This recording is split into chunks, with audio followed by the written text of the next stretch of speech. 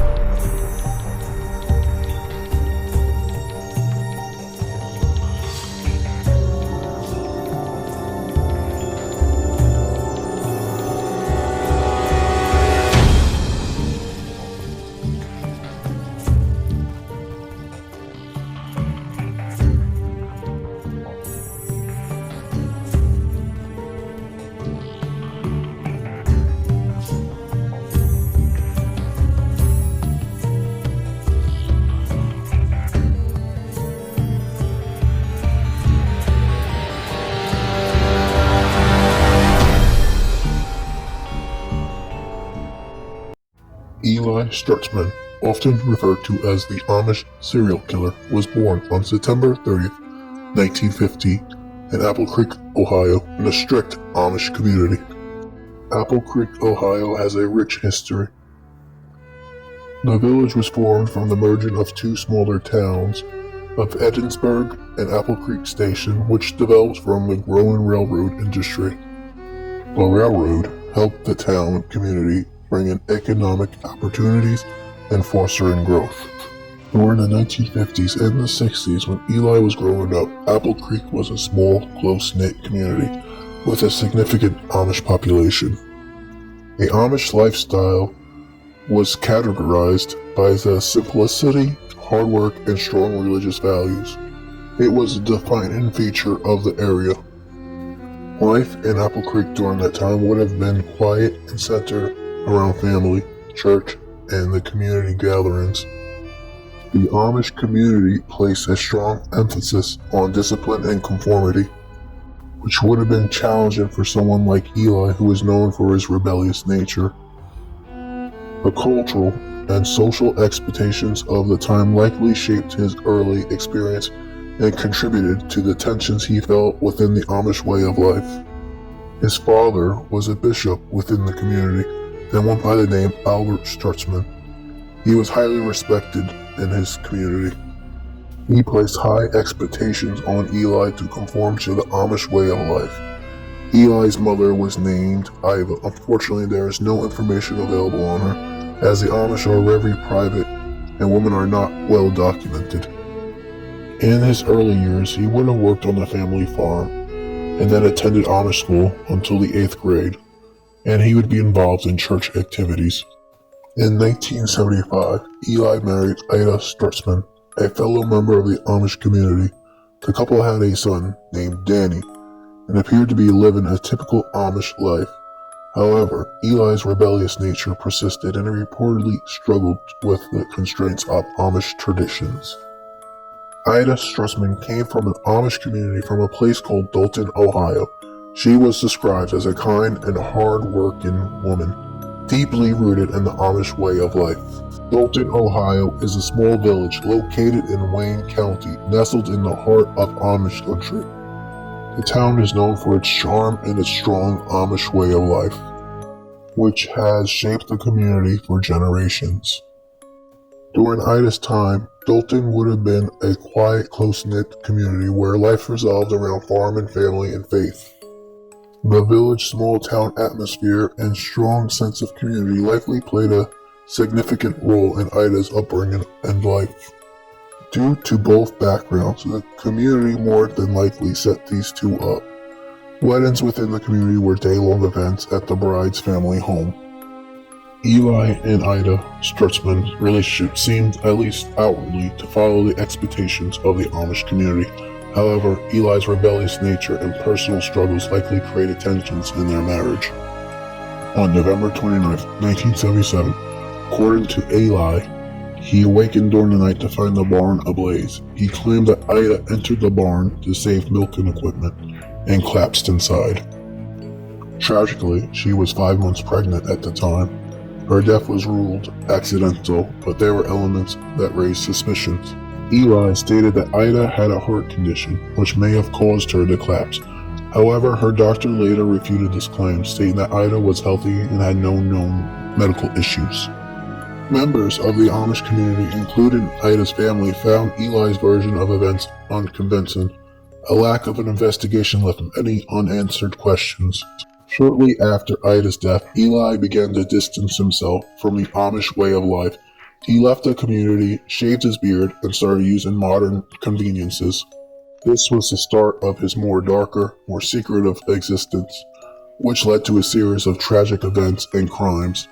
In 1978, he moved away with his son Danny and led a secretive life, posting ads to meet men and engage in relationships. Glenn Pritchett was a 24-year-old man who became Eli's victim in 1985. Glenn was living with Eli and Danny in Austin, Texas, and Travis County. During this time, Travis County was experiencing growth.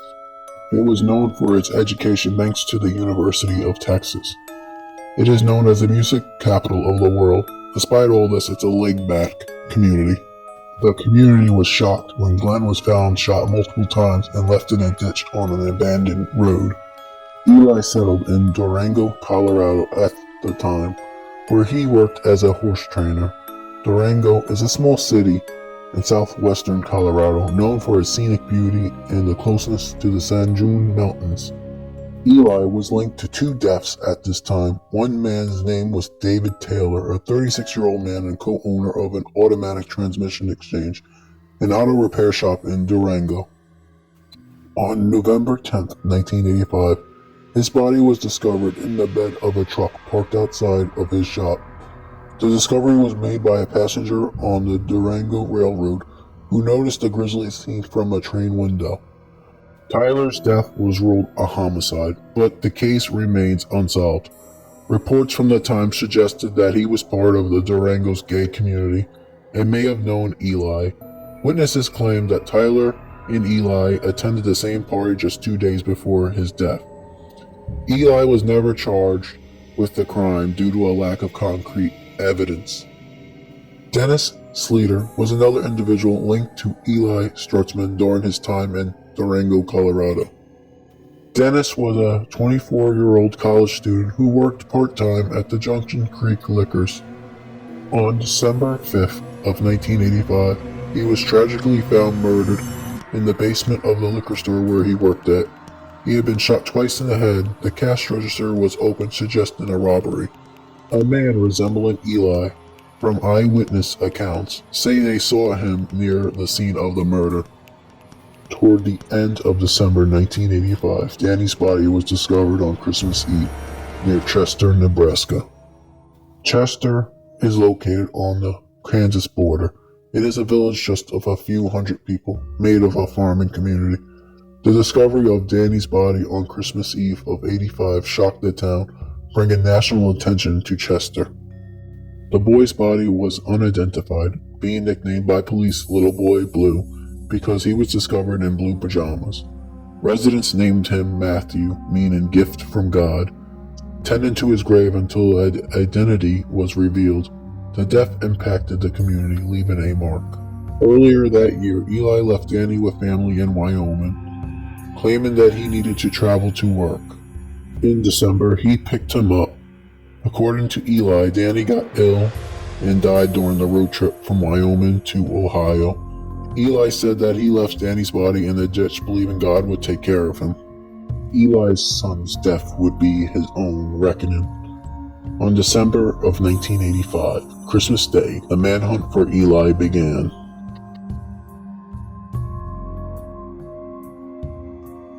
They already knew that he had a history of being elusive.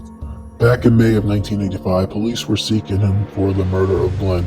However, Eli had already fled the state. Eli was not truly hunted down until his son's death. His transient lifestyle and ability to blend into society made it hard to track him. Eli was arrested by officers in Azle, Texas, a small town located about 15 miles northwest of Fort Worth. Azle Police Chief Ted Garber led the operation after receiving a tip of Eli's location. Eli was found in a trailer court and was taken into custody without resistance. Eli was charged with abandoning his son's body and concealing a death. He pleaded guilty to his death. He was sentenced to 18 months in prison, 12 months for abandoning his body, and 6 months for concealing the death. There's been theories of him dying of natural causes or a faulty car exhaust. In 1989, the Glenn case took place in Texas. The prosecution argued that Eli killed Glenn, citing his suspicious behavior and the way he fled after the crime. The case relied heavily on circumstantial evidence. Witnesses testified about his relationship with Glenn and his actions leading up to and following the murder. However, there is no direct evidence linking Eli to the crime scene. Eli's defense team attempted to cast doubt on the prosecution's case, arguing that the evidence was insufficient to prove his guilt beyond a reasonable doubt. They also highlighted the lack of physical evidence tying him to the murder. Despite the challenges in the case, the jury found him guilty of murder. He was sentenced to 40 years in prison for the crime. The conviction is a few times Eli faced legal consequences. The discovery of Danny's body and the revelations of suspicious deaths he was around horrified many. The fact that a father would abandon their child struck the country's emotions. The fact that Eli had an Amish background set fascination between the contrast of a peaceful, devout Amish lifestyle and Eli's dark past. Law enforcement was criticized for handling the cases, particularly for the lack of early intervention. Despite suspicious circumstances that surrounded Eli, the deaths of the other men were seen as missed opportunities to connect the dots. The media was covered by true crime enthusiasts and authors such as Greg Olson, who delved back into Eli's backstory in the book Abandoned Prayers that fueled the public interest and highlighted unanswered questions. The public expressed deep sympathy for the victims, especially Danny's death. The Amish community distanced themselves from Eli since 1979. His crimes shocked the community, especially his son's death. They were hesitant to engage with the media due to their lifestyles. Leaders in the community said that Eli's actions were his own and had nothing to do or reflect with their community or way of life. Regardless, the community prayed for all the victims. Eli served 16 years in prison for his 40-year conviction.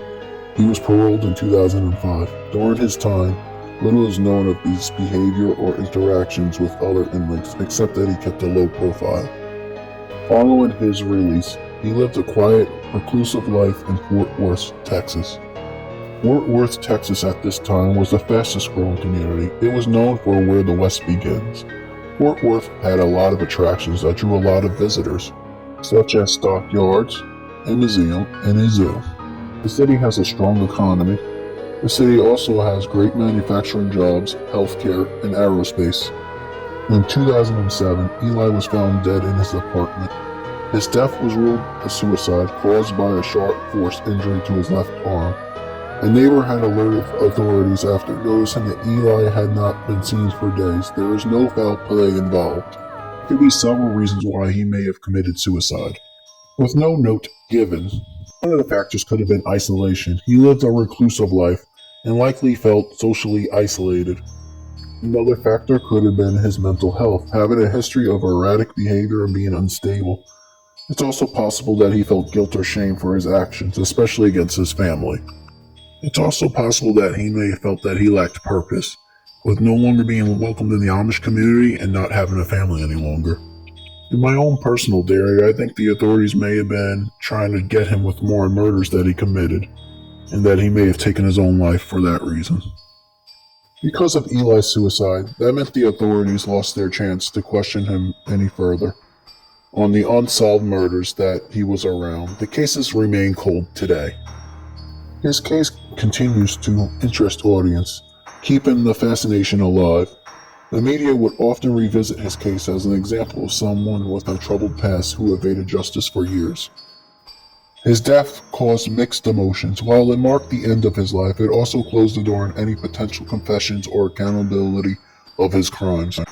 His legacy shows how someone can live a double life, leaving tragedy and unanswered questions. If you made it this far through the video, thank you. And please leave a like and subscribe to my channel so I can make more content like this. Thank you.